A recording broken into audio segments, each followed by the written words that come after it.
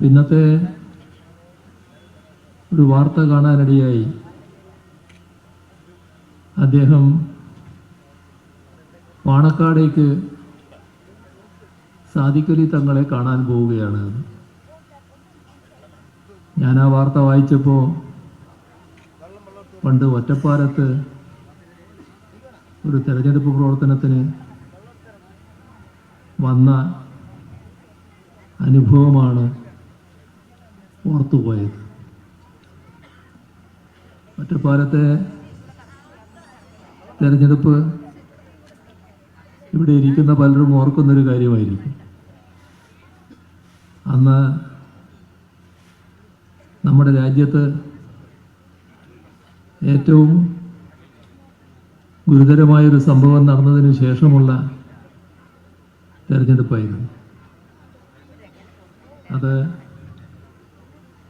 ബാബറി മസ്ജിദ് തകർത്തതിന് ശേഷമുള്ള തെരഞ്ഞെടുപ്പാണ്. ആ തെരഞ്ഞെടുപ്പിൽ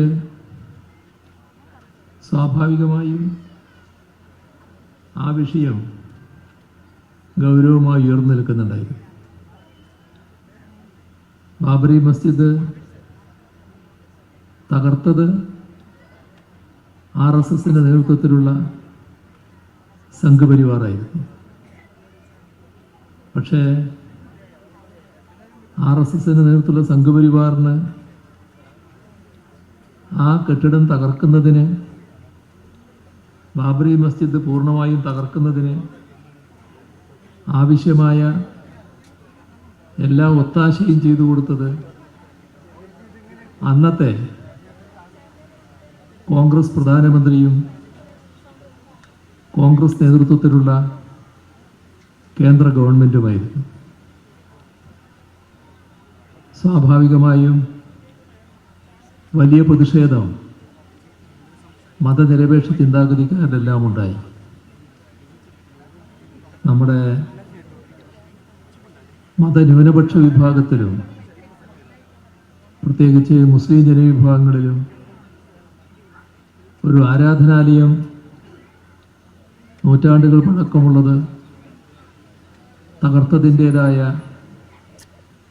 ശക്തമായ വികാരം ഉയർന്നു വന്നു. അതിന് കൂട്ടുനിന്ന കോൺഗ്രസിനും കോൺഗ്രസ് സർക്കാരിനുമെതിരായ വികാരവും ശക്തമായി ഉയർന്നു വന്നു. ആ ഘട്ടത്തിൽ നമ്മുടെ ഇവിടെ കേരളത്തിൽ കോൺഗ്രസിനോടൊപ്പം മന്ത്രിസഭയിൽ ഇന്ത്യൻ യൂണിയൻ മുസ്ലിം ലീഗ് ഇരിക്കുകയായിരുന്നു. സ്വാഭാവികമായും വലിയ അമർഷം ലീഗ് അണികളിലുമുണ്ടായി. ഒരാവശ്യം ശക്തമായി ഉയർന്നു വന്നു. ഇതിനോട് പ്രതിഷേധിക്കണം, കോൺഗ്രസിൻ്റെ നിലപാടിനോട് പ്രതിഷേധിക്കണം. പക്ഷേ മന്ത്രിസ്ഥാനം വളരെ പ്രധാനമായി അവർ കണ്ടു. ആ മന്ത്രിസ്ഥാനം വിട്ടുള്ള ഒരു കളിക്കും തൽക്കാലം പോകേണ്ടതില്ല എന്നവർ തീരുമാനിച്ചു. അങ്ങനെ ബാബറി മസ്ജിദ് തകർക്കുന്നതിന് എല്ലാ തരത്തിലും ഒത്താശ ചെയ്ത കോൺഗ്രസിൻ്റെ കൂടെ അന്ന് കേരളത്തിൽ മന്ത്രിമാരായി ലീഗ് തുറന്നു. ഇതിൽ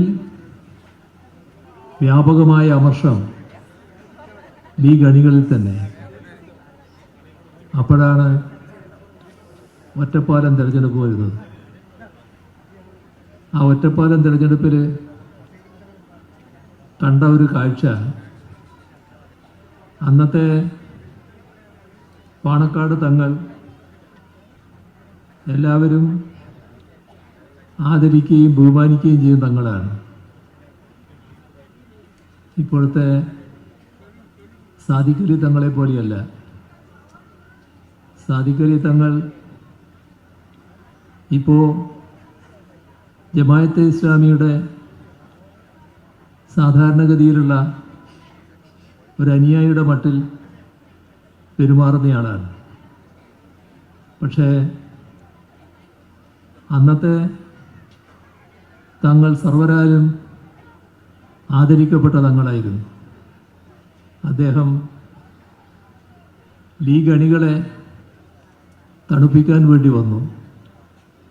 ഒരു വീട്ടിൽ വരുമെന്ന് നേരത്തെ അറിയിച്ചു. സാധാരണ തങ്ങൾ വന്നാൽ ഓടിക്കൂടുന്ന ലീഗുകാരെ കാണാനില്ല.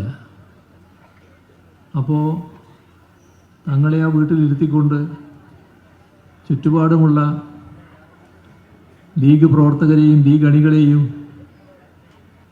ആ വീട്ടിലേക്ക് എത്തിക്കാൻ പോയി ചിലർ പറയാണ്, തങ്ങൾ വന്നിരിക്കുന്നുണ്ട്, നിങ്ങൾ വേഗം അങ്ങോട്ട് വരണം.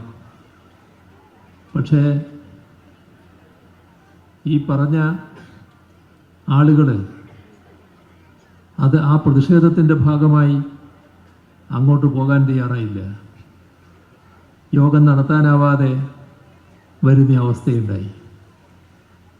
ഇത്ര കടുത്ത പ്രതിഷേധം അന്ന് ഉയർന്നു വരാനിടയായത് എന്തിൻ്റെ ഭാഗമായിട്ടായിരുന്നു? ഈ പറയുന്ന ശരിയായ നിലപാട് സ്വീകരിക്കാൻ കഴിയാത്തതുകൊണ്ട്, കോൺഗ്രസിനോട് ഒട്ടിനിന്ന് അതിൻ്റെ ഭാഗമായി കോൺഗ്രസ് കാണിച്ച തെറ്റായ നിലപാടിനെ എതിർക്കാനും അതിനോടുള്ള പ്രതിഷേധം രേഖപ്പെടുത്താനും കഴിയാത്തതുകൊണ്ട്